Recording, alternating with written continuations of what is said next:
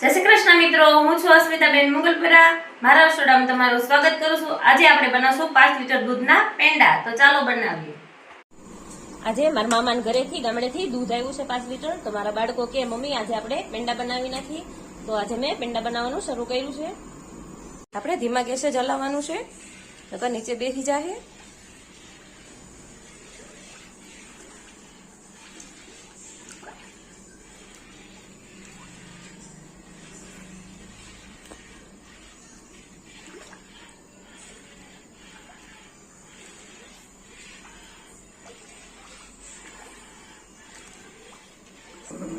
આપણે 5 મિનિટ જેવું થઈ ગયું છે અને દૂધ એકદમ સરસ ઘાટું થવા માંડ્યું છે. આપણે ધીમા ગેસે જ ઉકળતા રહેવું, 10-15 મિનિટ હજી થાય પછી એકદમ ઘાટું થઈ જશે. તો આપણે એકદમ સરસ ઘાટું થઈ ગયું છે, જોઈ શકો છો.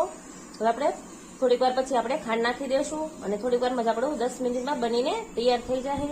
તો આપણે ધીમા ગેસે જ હલાવતું રહેવાનું છે, આમ બેસે નહીં એનું આપણે ધ્યાન રાખશું.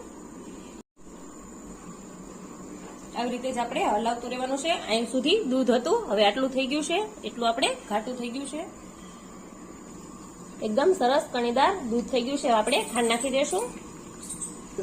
આપણે 5 લીટર દૂધમાં 1.25 કિલો જેટલી ખાંડ નાખશું અને ધીમા ગેસે આપણે હલાવશું. આમાં આપણે 2 જણાની જરૂર પડશે.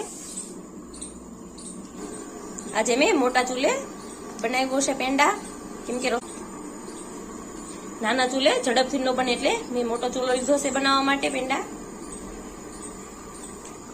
જો તમે આવી રીતે જ બનાવશો ને તો બજારમાં મળે તેવા જ પરફેક્ટ બનીને તૈયાર થશે. ને એકદમ સરસ આપણું ઘાટું થઈ ગયું છે દૂધ. સાઈડમાં ચોઈટું છે એ બધું આપણે લઈ લેશું સાઈડમાંથી અને બધું મિક્સ કરતા જાઉં. અને છાંટા પણ ઉડવા માંડ્યા છે દૂધમાંથી. થોડી જ વારમાં આપણા પેંડા બનીને તૈયાર થઈ જશે.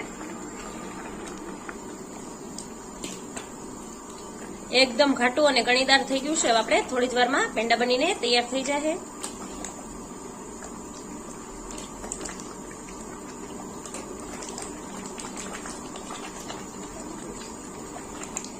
એકદમ ઘાટું થતું જાય છે ને છાટા પણ એકદમ બહાર ઉડવા માંડ્યા છે. તો થોડી જ વારમાં આપણા પેંડા તૈયાર થશે.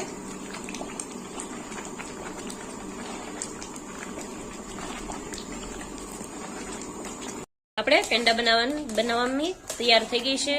એકદમ સરસ ઘટ થઈ ગયું છે. થોડીક વારમાં જ આપણા પેંડા બનીને તૈયાર થઈ જશે.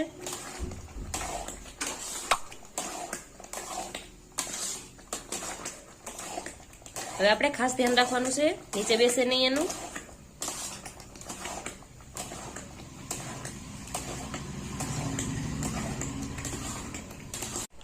આપણે પેંડા બનીને તૈયાર થઈ ગયા છે થાબડી. તો આપણે ઠરવા મૂકી દેશું ગેસ બંધ કરીને.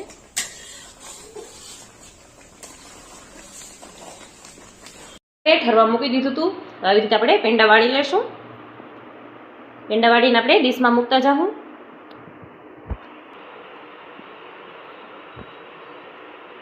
એવી જ રીતે આપણે બધા પેંડા વાળી લેશું.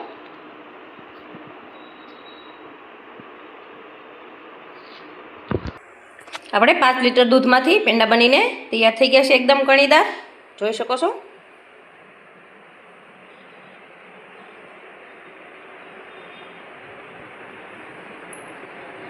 જો મારો વિડીયો તમને ગમ્યો હોય તો વિડીયોને લાઈક, શેર અને સબસ્ક્રાઈબ જરૂરથી કરી દેજો.